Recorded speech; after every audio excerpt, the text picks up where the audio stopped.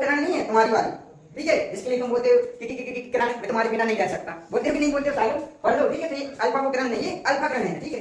कर से हुआ कि नहीं हुआ, ये क्या है, कालिया, ठीक है। और ये भी यहाँ पर कालिया होगा ना, तभी तो प्रतिकार से हुआ।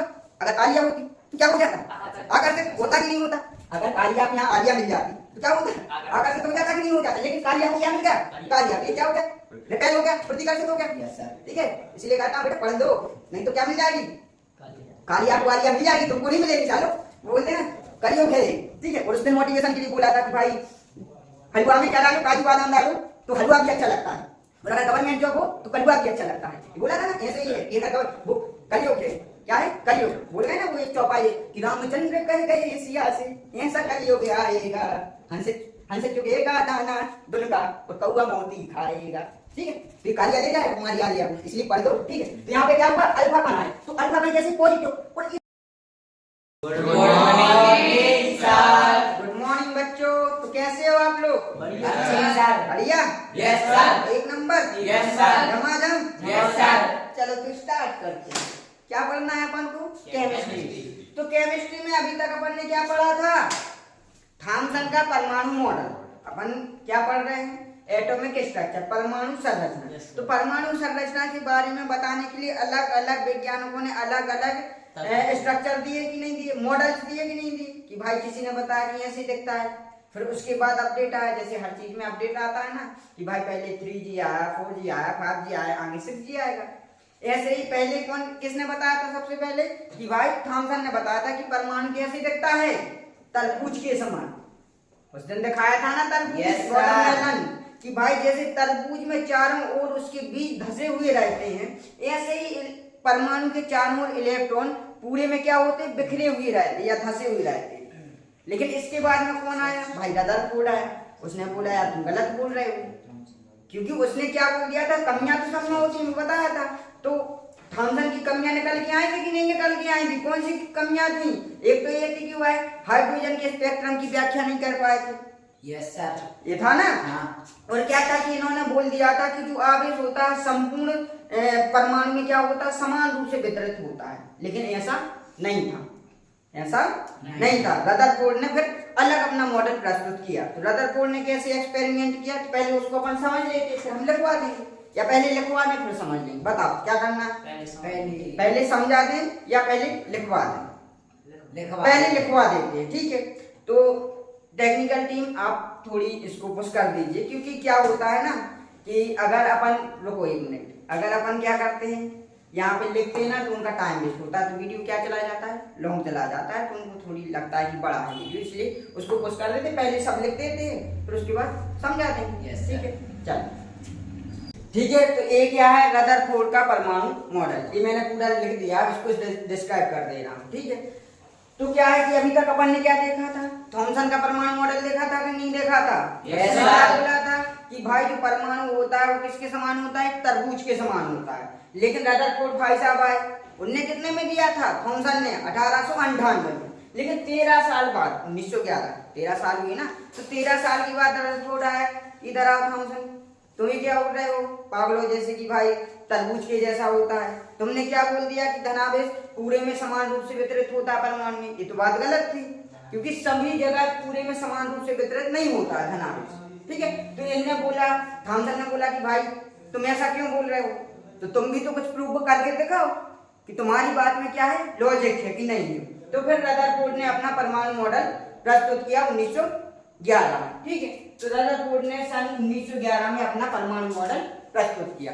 तो इन्होंने क्या किया, तो रदरफोर्ड ने एक सोने की पतली सी पन्नी ली, ठीक है, सोने की क्या ली, एक पतली सी पन्नी ली, कितनी, 0.0001 सेंटीमीटर, इतनी छोटी सी पन्नी, 1 सेंटीमीटर की भी 1000-10,000वां हिस्सा लगभग, ठीक है। तो बहुत पतली सी पन्नी ली और उस पर रेडियो एक्टिव पदार्थ, रेडियो एक्टिव तत्व होते हैं ना, उनसे रेडिएशंस निकलती है, रेडियो एक्टिव तत्व होते हैं जैसे प्लूटोनियम है, ठीक है। तो इतने सारे रेडियो एक्टिव तत्व हैं, तो उनने रेडियो एक्टिव तत्व लिए और उनकी क्या, उनमें से क्या निकलती है, रेडियो एक्टिव तत्वों से अल्फा, बीटा और गामा किरणें निकलती हैं, ठीक है। तो उससे क्या निकली, अल्फा कण, अल्फा कण कहाँ से निकलती है, अल्फा किरणों के कारण, ठीक है। ये वो किरण नहीं है तुम्हारी वाली, ठीक है, जिसके लिए तुम बोलते हो कि किरण मैं तुम्हारे बिना नहीं रह सकता। बोलते हो कि नहीं बोलते हो सालों? पढ़ लो, ठीक है। तो ये अल्फा को किरण नहीं, ये अल्फा किरण है, ठीक है। तो यहाँ से अल्फा किरणें कहाँ पे आ रही हैं? सोने की पतली सी पन्नी, स्वर्ण पन्नी तो जानते हो ना, ठीक है। तो सोने की गोल्ड की पतली सी पन्नी से टकरा रही हैं। तो उन्होंने जब माइक्रोस्कोप से देखा कि अल्फा किरणें इससे टकराकर क्या करती हैं, तो उन्होंने क्या पाया? तो रदरफोर्ड ने अपने प्रयोग में देखा कि जब सोने की धातु की अत्यंत पतली पन्नी, कितनी 0.001 सेंटीमीटर की पर किसी रेडियोएक्टिव पदार्थ से प्राप्त उच्च ऊर्जा वाली अल्फा कणों का आघात कराया जाता है या बमबारी कराई जाती है, तो उन्होंने क्या परिणाम देखे उसके बारे में उन्होंने फिर समझाया। तो क्या देखा उन्होंने? नंबर 1 कि अधिकांश अल्फा कण लगभग 99%, मतलब लगभग पूरे, ठीक है। तो लगभग 99% अल्फा कण जो है वह सोने की पन्नी से बिना विचलित हुए सीधे निकल गए। कैसे निकल गए? सीधे, देखो ये सीधे निकल गए ना, यहाँ से अल्फा कण आया और सीधा निकल गए, ये अल्फा कण आया सीधा निकल गए, इसमें कोई विचलन आया क्या? नहीं आया। तो इन्होंने देखा कि 99% अल्फा कण कहाँ निकल गए? सीधे निकल गए। और फिर उन्होंने क्या देखा कि कुछ अल्फा कण जो जितने 99% से 1% बचे ना, उनमें से कुछ कण निम्न कोण पर विचलित हो गए। ये देखो यहाँ से अल्फा कण आया कि नहीं आया? yes. और ये विचलित हो गया, यहाँ से मुड़ गया कि नहीं आया? ठीक है, यहाँ से अल्फा कण आया और इस साइड मुड़ गया कि नहीं मुड़ गया? yes. ठीक है, तो ये इन्होंने ये देखा। फिर उन्होंने तीसरी बात क्या देखी? बहुत कम, क्या मुड़ा क्यों? अभी अपन डिस्कस देखेंगे। पहले सस्पेंस तो बनने दो कि क्यों हो रहा, सस्पेंस बन रहा है कि ऐसा क्यों हो रहा, तो अपन को पता चल जाएगा, रीजन पता चल जाएगा, तो फिर बैठ जाएगा माइंड में, ठीक है। तो इन्होंने देखा कि कुछ मुड़ जाते हैं, अब वो मुड़ते क्यों हैं वो अभी रीजन बता रहे हैं, ठीक है। अब तीसरा उन्होंने क्या देखा कि बहुत कम अल्फा कण, लगभग 20,000 में से एक, जब 20,000 अल्फा कण उन्होंने टकराए होंगे तो उनमें से केवल एक क्या हुआ कि या तो विचलित होकर वापस लौट गया या फिर उच्च कोण के मान के साथ विचलित हो जाते हैं। जैसे देखो ये कण है तो ये सीधा गया और उसी मान पे वापस आ गया कि नहीं आ गया? इस पे उच्च मान है कि नहीं है कि लगभग 90 डिग्री 180 डिग्री का कोण अंतरित कर रहा है, ठीक है। तो कितने उच्च कोण के साथ वापस आ जाता है। ये तीन बातें देखी। चलो अब मान में करो सपोज कि क्या हो रहा है, इसको एज्यूम करो कि एक पन्नी है, ये क्या है? सोने की पतली पन्नी, इस पे क्या आ रहे हैं? ये अल्फा कणें आ रहे हैं। तो इनमें से 99% जो अल्फा कण वो कैसे निकल रहे? सीधे निकल रहे कि नहीं निकल रहे? और उनमें से जो 1% बचे ना, उनमें से कुछ अल्फा कण कैसे अपनी मार्ग से विचलित हो जाते हैं, यानी और कोणों पर मुड़ जाती हैं। और कुछ अल्फा कण लगभग 20,000 में से एक क्या होता है कि उच्च कोण पर विचलित होती हैं या फिर अपनी दिशा में वापस लौट आती हैं। तो ऐसा क्यों हुआ? तो उनने फिर क्या निकाली? निष्कर्ष। तो क्या निकाली मैं शॉर्ट में बता दे रहा हूँ, फिर इसकी लैंग्वेज में लिखनी। ये बताओ कि अगर कोई भी चीज है, जैसे चलिए ये मान ये सोने की पतली पन्नी है, ठीक है। सोने की क्या है? पतली पन्नी, सोने की नहीं है, ठीक है, रबड़ की है। तो देखो यहाँ से मैं अगर अल्फा किरणें इसमें से निकालूं, ये अल्फा किरणें मान लो, एक पेन और देना, पेन ये ले वो रेडी रेड था अलग अलग इसमें। तो ये हमने 3 रेस निकाली, अल्फा किरण, अल्फा किरण, कौन सी किरण? अल्फा, तुम्हारी वाली नहीं, ठीक। तो क्या हुआ? देखो ये है अल्फा किरण, ठीक। और इसमें से मैं निकाल रहा हूं तो ये क्या है? इसमें से सीधी निकल गई कि नहीं निकल गई? ऐसे। तो इसका मतलब क्या हुआ कि अधिकांश किरणें 99% किरणें कैसे निकल गई? सीधी निकल गई। तो इसका अर्थ ये हुआ कि परमाणु का अधिकांश भाग कैसा होगा? खोखला होगा कि नहीं होगा? खाली होगा, तभी तो जैसे ये रूम है, इसमें से हम कोई भी चीज गुजारें वो सारी चीजें निकल जाए बाहर, तो इसका मतलब क्या है कि खाली है, खाली होगा ना रूम, तभी तो निकल पा रहे। अगर कोई बीच में होती कोई चीज तो उससे टकराता कि नहीं टकराता। लेकिन 99% अल्फा किरणें कैसी निकल गई? सीधी निकल गई। तो इसका अर्थ ये है कि परमाणु का अधिकांश भाग कैसा होता है? खोखला होता है। ये इन्होंने पहला निष्कर्ष निकाला। अब दूसरे नंबर पर पॉइंट ने क्या दिया था कि कुछ कोण क्या होते हैं? अपनी मार्ग से विचलित हो जाते हैं। कुछ अल्फा कण निम्न कोणों पे अपनी मार्ग से क्या हो जाते हैं? विचलित हो जाते हैं। तो ये बता, इससे पहले 1911 से पहले ये सिद्ध हो गया था कि समान ध्रुवों में या समान आवेशों में क्या होता है? प्रतिकर्षण, और असमान आवेशों में क्या होता है? आकर्षण होता है। प्रतिकर्षण और आकर्षण तो जानते हो, यस सर। ठीक है। अट्रैक्शन और रिपेल करना, ठीक है। अट्रैक्शन मतलब एक दूसरे की ओर खींचना और रिपेल मतलब एक दूसरे से दूर हटना, वो होता प्रतिकर्षण। तो ये बताओ ये क्या है, अल्फा कण है, और अल्फा कण क्या होते हैं, पॉजिटिव होते हैं, पॉजिटिव होते हैं, ठीक है। बीटा क्या होती है, नेगेटिव, और गामा कैसी होती है, न्यूट्रल होती है। अल्फा बीटा गामा किरण होती है, जैसे इलेक्ट्रॉन प्रोटॉन न्यूट्रॉन होते हैं। तो ये पहले से पता था हमको क्या है कि अल्फा कण कैसे है, पॉजिटिव। अब ये बताओ कि ये अल्फा कण आ रहा है, ये वाला अल्फा कण आ रहा है कि नहीं आ रहा है, यहाँ से ये अल्फा कण आ रहा है, और ये इससे क्या हुआ, प्रतिकर्षित हुआ कि नहीं हुआ, यस सर। ये क्या है, कालिया, ठीक है। और ये भी यहाँ पर कालिया होगा ना, तभी तो प्रतिकर्षित हुआ। अगर आलिया होती तो क्या हो जाता, आकर्षित होता कि नहीं होता।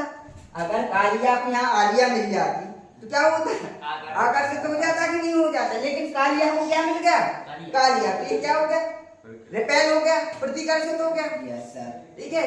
इसीलिए कहता हूँ बेटा पढ़ लो, नहीं तो क्या मिल जाएगी, कालिया को आलिया मिल जाएगी, तुमको नहीं मिलेगी। चलो बोलते हैं कलयुग है, ठीक है। और उस दिन मोटिवेशन के लिए बोला था कि भाई हलवा में क्या डालो, काजू बादाम डालो तो हलवा भी अच्छा लगता है, और अगर गवर्नमेंट जॉब हो तो कलवा भी अच्छा लगता है। बोला था ना, ऐसे ही है कि अगर वो कलयुग है, क्या है, कलयुग। बोल गए ना वो एक चौपाई कि रामचंद्र कह गए सिया से ऐसा कलयुग आएगा, हंस चुगेगा दाना दुन का और कौआ मोती खाएगा, ठीक है। तो ये कालिया ले जाएगा हमारी आलिया को, इसलिए पढ़ दो, ठीक है। तो यहाँ पे क्या हुआ, अल्फा कण आए, तो अल्फा कण जैसे पॉजिटिव, और ये रिपेल हुई, मतलब क्या हुआ, प्रतिकर्षित हुआ। तो इसका अर्थ क्या है कि कुछ ना कुछ यहाँ पे पॉजिटिव होना चाहिए कि नहीं होना चाहिए। तो इसका मतलब इनने क्या निकाला दूसरा, कि कुछ अल्फा कण विचलित होते हैं, अतः परमाणु के केंद्र में कुछ धनावेशित कण होने चाहिए कि नहीं होने चाहिए। क्योंकि अल्फा कण क्या है, भारी द्रव्यमान युक्त है, उनका क्या होता है, द्रव्यमान होता है अल्फा कण का। तो यह धनावेशित केंद्र भी भारी द्रव्यमान युक्त होना चाहिए, और परमाणु का पूरा द्रव्यमान इसी पर क्या होता है, केंद्रित होता है। और रदरफोर्ड ने इसे क्या नाम दिया, नाभिक। तो आज के बाद अगर आपसे कोई पूछे कि परमाणु के नाभिक की खोज किसने की थी, रदरफोर्ड ने। कैसे करी थी, कि उनने अल्फा कणों की बमबारी कराई थी, तो उनने देखा था कि कुछ क्या होते हैं, अल्फा कण अपनी मार्ग से विचलित हो जाते। तो क्यों हो जाते, प्रतिकर्षित होते। ये बताओ, ये पॉजिटिव है, ये पूरे अल्फा कण आ रहे हैं, तो ये कैसे हैं, पॉजिटिव है, पॉजिटिव है कि नहीं है, पॉजिटिव। तो अब पॉजिटिव पास में आएंगे तो एक दूसरे को प्रतिकर्षित कर देंगे कि नहीं कर देंगे। तो ये देखते रहेगा, इसको प्रतिकर्षित कर देगा। तो इसको क्या नाम दिया उन्होंने, ठीक है। तो क्या कर देगा, प्रतिकर्षित कर दिया। और इसको क्या नाम दिया उसने, नाभिक नाम दिया।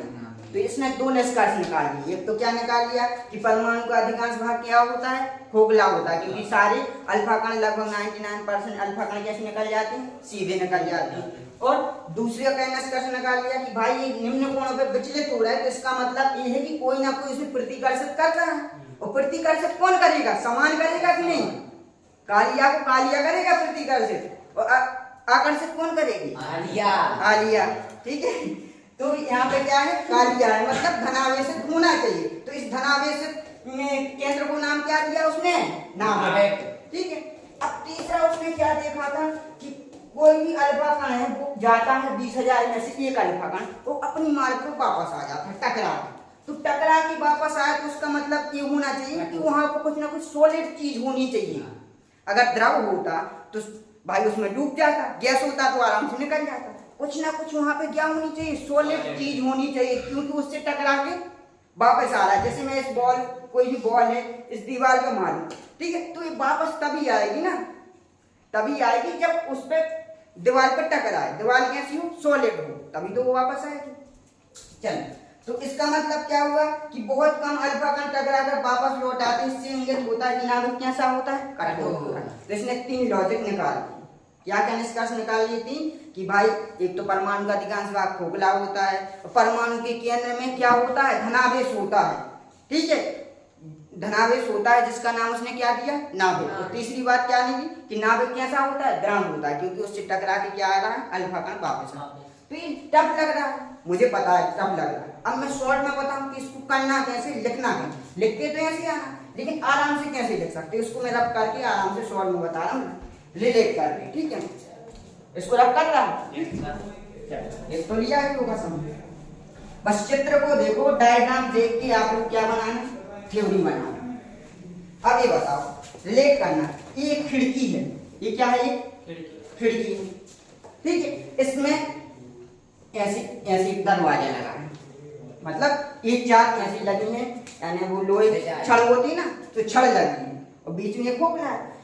मैं अगर यहाँ से 10-15 कंकड़ लूं या छोटी छोटी सी बॉल्स लूं और इसको यहाँ से फेंक दूं, तो क्या होगा कि 20 बॉल में फेंकी मैंने, कितनी, 20 बॉल। तो क्या होगा कि 18 बॉल, लगभग 90% बॉल क्या निकल जाएंगे, इन छेदों से बाहर निकल जाएंगे, क्योंकि इसका अधिकांश भाग क्या है, खोखला है। ऐसे ही उसने परमाणु में सोचा कि भाई जैसे ही अल्फा कण इसने फेंके, ठीक है, अल्फा कण इससे टकरा तो कैसे निकल गए, सीधे निकल गए। तो इससे यही सिद्ध हुआ ना कि परमाणु का अधिकांश भाग कैसा होता है, खोखला होता है। फिर उसने और बॉल फेंकी, तो उसने क्या देखा कि कुछ बॉल यहाँ से टकरा के जानी सीधी थी, लेकिन कोई ऊपर निकल गई, कोई बगल से निकल गई, कोई यहाँ विचलित हो गई, कोई यहाँ हो गई विचलित। तो इसको विचलित कैसे किया है, विचलित कैसे किया, तो भाई जैसे ये पॉजिटिव थी बॉल्स, कैसी थी, धनावेशित थी, और धनावेशित में क्या होता है, प्रतिकर्षक। यदि ऋणावेशित होती अल्फा कण तो ऋणावेश चाहिए होगा उसको प्रतिकर्षित करने के लिए, लेकिन ये क्या होती है अल्फा कण, धनावेशित। तो इसका मतलब है कि यहाँ पे क्या था, धनावेश। धनावेश था कि नहीं था, और उस धनावेश जहाँ केंद्र में था उस केंद्र का नाम क्या दे दिया उसने, नाभिक नाम दे दिया। तो नाभिक की खोज भी किसने करी थी, रदरफोर्ड ने। और फिर और बॉल्स फेंकी तो उसने देखा कि 20 में से ओनली एक, वहां पे तो 20,000 थी, 20,000 में से ओनली एक अल्फा कण क्या होता है कि टकरा के वापस आ जाता है। क्या आ जाता है, टकरा के वापस। जैसे ही मैंने इस पर मारा और बॉल वापस आ गई, तो इसका मतलब ये कि बीचों बीच कुछ ना कुछ सॉलिड चीज होनी चाहिए। बोलो यस या नो, यस होनी चाहिए ना, तभी तो लौट के कहाँ आई, वापस। तो एक 3 उसने निष्कर्ष निकाली थी। ठीक है, तो ये था क्या, रदरफोर्ड का परमाणु मॉडल। तो अब बताओ आपको ये याद करना पड़ेगा क्या, बस इसको एज्यूम करो, डायग्राम को एज्यूम करना और कुछ नहीं करना है। यहाँ पर सोचो कि एक क्या है, सोने की पतली पन्नी है, अब उस पे क्या कर रहा है, अल्फा कणों की हम बौछार कर रहे हैं, बमबारी कर रहे हैं, और क्या हो रहा है कि 99% अल्फा कण कैसे निकल रहे हैं, सीधे। तो ये हो गया, आप देख रहे हो क्या हो रहा है, सीधे। अब उसका निष्कर्ष निकालो, तो पहला पॉइंट यहाँ निष्कर्ष में लिख दोगे कि चूंकि अधिकांश अल्फा कण, लगभग 99% अल्फा कण परमाणु से क्या निकल जाती है, सोने की पतली पन्नी से सीधे निकल जाती है बिना विचलित हुए। तो इसका अर्थ यह है कि परमाणु का अधिकांश भाग कैसा होता है, खोखला होता है। पहला पॉइंट होगा, पहला निष्कर्ष होगा। अब दूसरा पॉइंट देखो, दूसरी बात तुम क्या देखोगे, तुम देखोगे कि कुछ अल्फा कण 1% बचे थे ना, उनमें से कुछ अल्फा कण निम्न कोणों पर विचलित हो रहे हैं। क्या हो रहे हैं, अपने मार्ग से विचलित हो रहे हैं, ये आपने देखा। अब इसका निष्कर्ष भी दूसरे नंबर पे लिखोगे, तो इसका निष्कर्ष क्या निकालोगे तुम कि साला ये विचलित हो रहा है, तो इसका मतलब ये है कि इसको विचलित करने वाला उसका समान आवेश वाला होगा कि नहीं होगा। और तुम्हें ये पता है कि ये क्या है, धनावेशित है। ठीक है, तो ये धनावेशित है, तो परमाणु के अंदर भी कुछ ना कुछ धनावेशित होना चाहिए कि नहीं होना चाहिए, वही तो उसको प्रतिकर्षित करता है।